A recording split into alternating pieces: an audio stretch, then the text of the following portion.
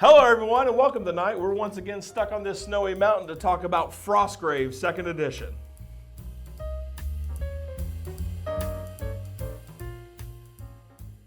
Exciting show today. You know, I've been pumped about Frostgrave for a long time. I know. It's been a game that I'm a big fan of. First, so how are you? I'm great. Thank you for I have to ask having every me. time, because I don't know what I would do if you're just like, hasn't been a good day. It's been a long day, man. Oh man. Are you kidding? It's great. It's good. It's a great day. Awesome. But yeah, so a little backstory about Frostgrave. Barlow loves Frostgrave. We'll get into that later in this video about how much Barlow loves Frostgrave. I do love But Frostgrave. so our group of friends and everything like that, every year we choose a new game for the year. Yep. Where we all get in, we paint up some minis, we play some Yep. games, and just hang out with each other and have a good time. It's pretty a cool tradition that we It's have. awesome. Yes. And we're lucky to have so many friends willing to So do many that with friends us. that are willing to do that. So this past year, Barlow got to choose the game. Now, no one knew what it was until the actual, we had a dinner, kind of dinner thing, and then he gave everyone a rule book, and he chose Frostgrave. Frostgrave. And so as you see on the table here, this is basically the fruits of the labor of mine and Barlow's right. games. And I finally got to play some games. And so we're going to talk about Frostgrave a little bit, right? I would like to describe what I like about Frostgrave, give you guys a quick understanding of what Frostgrave is all about, and then give you kind of a back and forth on our experiences with it. Okay, right? Absolutely. So, so what is Frostgrave? So Frostgrave is a skirmish game, and it is a model agnostic game, meaning that you can bring models from any game that you play. There are some models that are specific to it that are produced by the makers of Frostgrave, and you can get those. But they tell you in the book, Yep. use the models you want, the actual author of Yep. Frostgrave. Yep. Exactly. And that's what we have done. We have selected our own models from various lines and painted them up into thematic warbands of our very own. The reason that I find Frostgrave so enticing is there's a couple of things. First off, all your warband consists of your wizard, and you can have an apprentice, and then you can also have up to 8 other follower models that are essentially warriors, thieves, rogues, all the typical things that you would imagine in a fantasy. So it's 10 kind of world. models. Yes. 10 So models. your warband is up to 10 models in total, no more. So it's small enough for that. The game plays on a 3x3 board, although it is also designed to play on a smaller board. So we can play on a 2x2, or as seen here, on this 22x30 mat from Monster Scenery. Yes, this is all the Monster Fight Club stuff we talked about in the last video. Yes. Now with models on it, and that's kind of a cool way we can show. Yeah, That stuff's great. how to put it into action. So the thing that I really like about Frostgrave, there are a few things. First off, it is very easy to pick up. The rules are very simple, very quick play. It plays fast. You only need a single 20-sided die to play the game, so you don't need a bunch of different dice.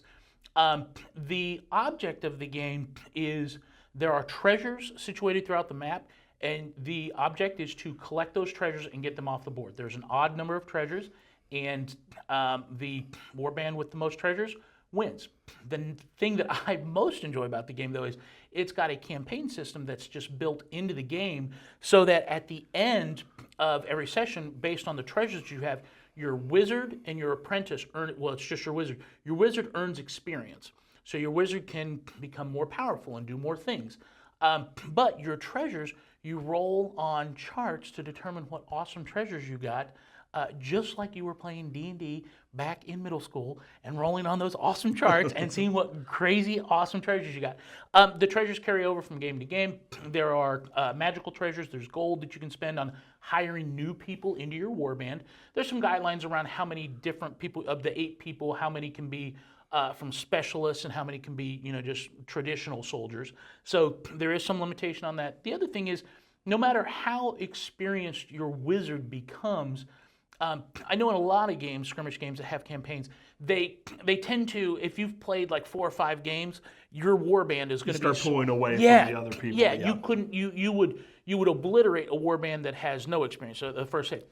With this, that is, it never is the case, because the only people in your warband that increase in the wizard gains experience, and your apprentice just basically follows your wizard up the trail.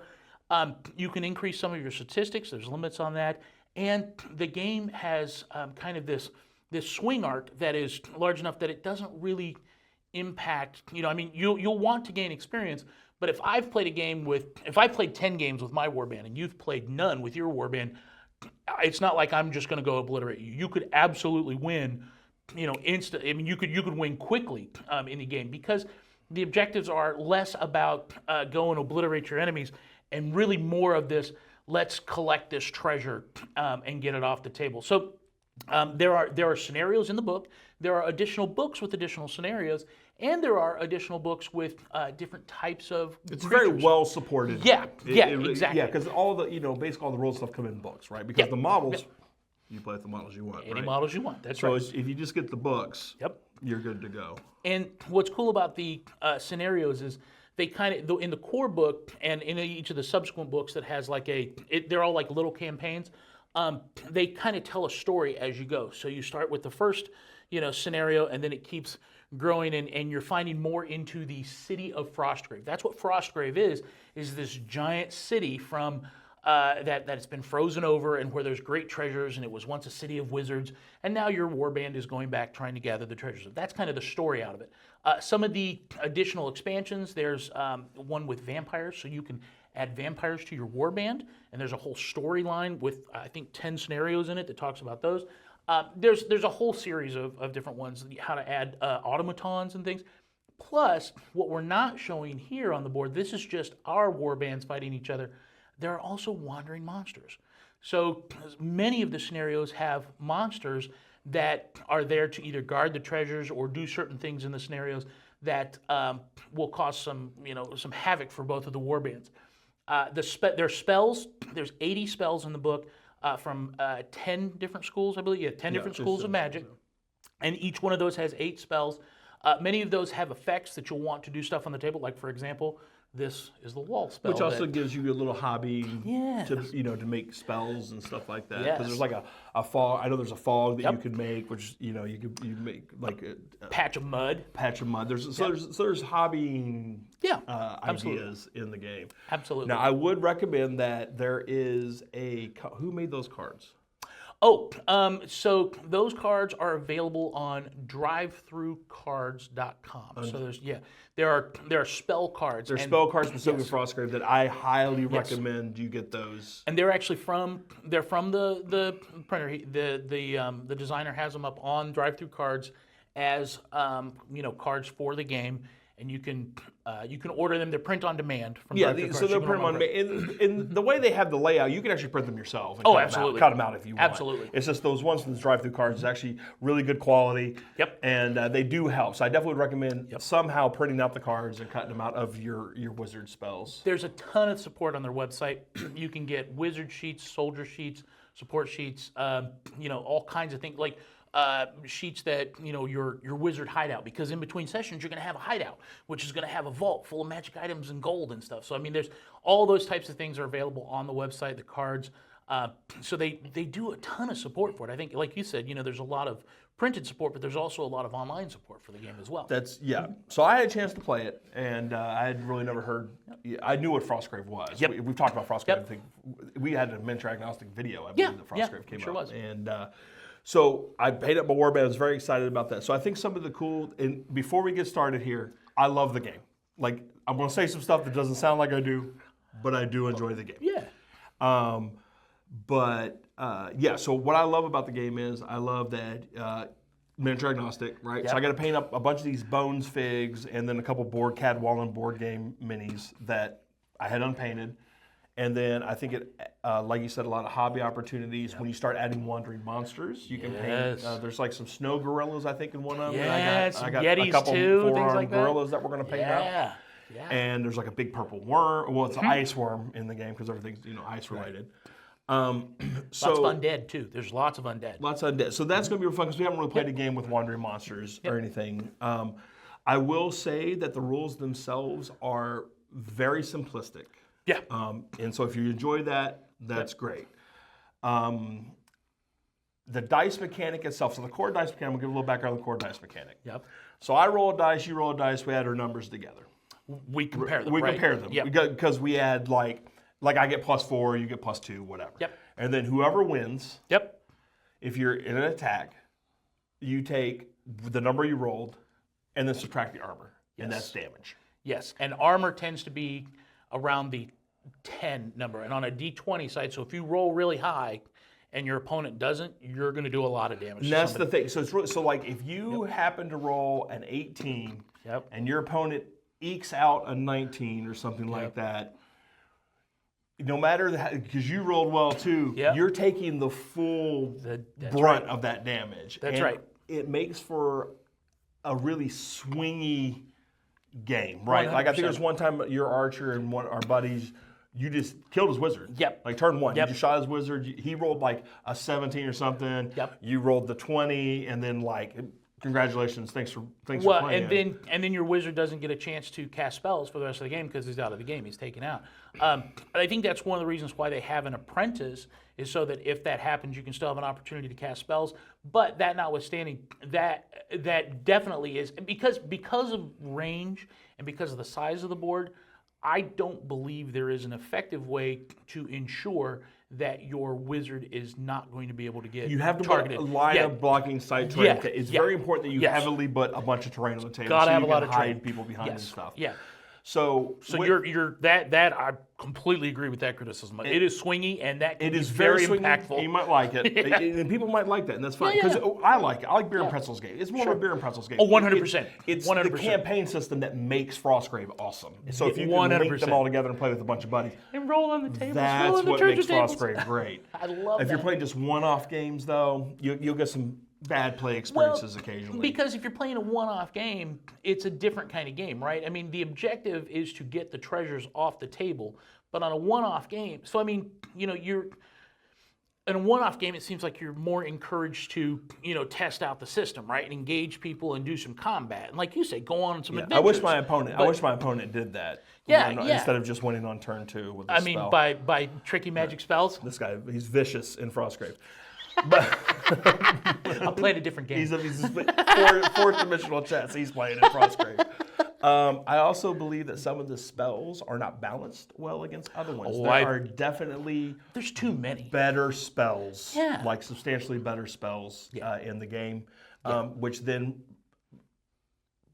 goes into there's definitely better wizards. Yes, 100%. Right. I agree. Than others. And then my those are just like nitpicks because they're swing games. So if you like swing games, it's great. And like I said, the campaign system's where it's at. If there were fewer spells, it'd be easier to remember, and the cards would be less necessary because, again, there's 80 spells.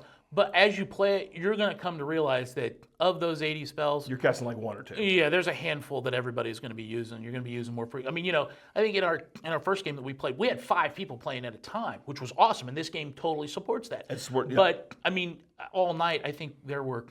I mean, everybody cast a spell, but I think there were maybe 6 or 8 different spells the whole night that we cast. Yeah. So I mean, it definitely you're There's 100% definitely better right. spells, which then leads itself to better wizards. Yes. 100%. Now, the one thing I do not like about the game is it is a skirmish game. You have 10 models. But the way the activation system works, so what happens is your wizard activates, and then he activates up to 3 buddies with him within 3 inches. Correct. Then everyone does that. Yes. And then you go to the apprentice phase, and the apprentice activates with 3 buddies. Correct. And everyone activates. And then it goes to the soldier phase, which is everyone else who hasn't activated for the turn. Which, if you've activated 3 with each of those, that means each person will only have 2 figures left to activate. Correct. But the problem is that it lends itself in a skirmish game to move in blocks. Yeah. So your Which makes wizard you is easy moving targets. 3 buddy. Yeah. So you're moving like in groups in a skirmish game. So it doesn't lend itself to like models running around independently and just having adventures. Yep. And so I'm not a big fan of that mechanic, but yeah, I mean that's probably my biggest complaint about the game. You're 100% right, and it definitely it encourages, like you said, groupings like that. I found that when we play a lot of times though that we end up with 1 or 2 people close to the wizard and or the apprentice, and not a group of 3. So I'm activating more at the end. And sometimes the wizard or the apprentice just gets outside of it completely, and then you feel like you've lost an opportunity, right? Because if my apprentice is out there on their own, then I can activate my apprentice, which isn't really that powerful anyway, and then all the rest of my crew doesn't get to activate until after. But yeah, this when you next can round. do So you feel something you lose like, something. but fight on a model and then immediately use that model. Yes, right? big. It's a big difference when the wizard Absolutely. can cast the fight and then you can actually do the model. 100%. But with all that being said, Right. I love the game. Yeah. I think the game is great. Yep. I think the campaign's where it's at. Oh, you want to play an 100%. extended campaign. You want to roll on the treasure chart and get all the goodies, fight monsters. You're not playing Frostgrave if you're not playing the campaign. I Yeah. mean, that's really it. You're just not playing Frostgrave. So it's really not for one-off. And I think that everyone should try it, and especially if you have models that are just lying around that you're like, well, I really don't have a reason to paint these or whatever, right? Like, yeah, just paint them up, play Frostgrave with them. Or if you've been playing Dungeons and Dragons since the 1980s and you've got little metal Ralpartha models that you haven't painted, but you'd like to do something else with them, this is a great place for that because you can get anything on the board, anything you want. Or if you don't like painting, you can use pre-painted minis. Use, exactly. WizKids pre-painted plastics and stuff, right? Get Exactly. your wizard stuff, and then buddies get together and play. Exactly. So I think Frostgrave is a great game, and especially if you don't mind swinging. Yes. And just beer and pretzels, right? 100% If you're looking beer for a and little bit pretzels, more crunch, it's not for you. it's not for you. You probably, you want to try some other stuff. So playtime too. I mean, 2 people playing a game, it's an hour or less, usually quite a bit less. Oh yeah, we I mean, played 30 minutes. it took us like 30 minutes or whatever to play a game, especially if you know the rules. And the rules are easy to learn. Super Once you easy. play like one game, Yep. you got it. By turn 2, you'll know Frostgrave. what you're doing. Yes. And the same thing with the activations too. I mean, that's the activating. It's like everything is that kind of simple too, right? It's like just activate your wizard, just activate your opponent. It's I think all of the different rules, about movement. There's not a ton of complicated, rules about. Well, you can only climb this many inches, and then if you fall, you have to do. I mean, it's just super straightforward. Yeah, it's a very intuitive, fun game. We recommend it. Yep. Play Frostgrave. Yeah. Well, Barlow, I thank you for bringing your models out and then coming on you. and talking about Frostgrave. And if any of you folks are interested in playing Frostgrave or picking up minis to play Frostgrave, Yes. Please check your friendly little game store first. If they don't have anything you're looking for, you're welcome to check out theguardtower.com. I'll leave a link in the description below. Really, all you need is a book and some minis. Yep, that's it. And you're good to go. And then also, too, we didn't mention if you enjoy space, there's a game called Stargrave, which we'll probably do a video on, but it's the same people as Frostgrave, but it's sci-fi instead of classic fantasy. And it's not wizards, instead it's like crew abilities. It's either technical abilities or some other, some of it is maybe like the Force. It's kind of like Star Wars, the miniatures kind of game. Big fan of Stargrave too. Well, big fan. Thank you, Barlow, once again. I appreciate it. Y'all have a good one. We'll see you around. Bye, everybody.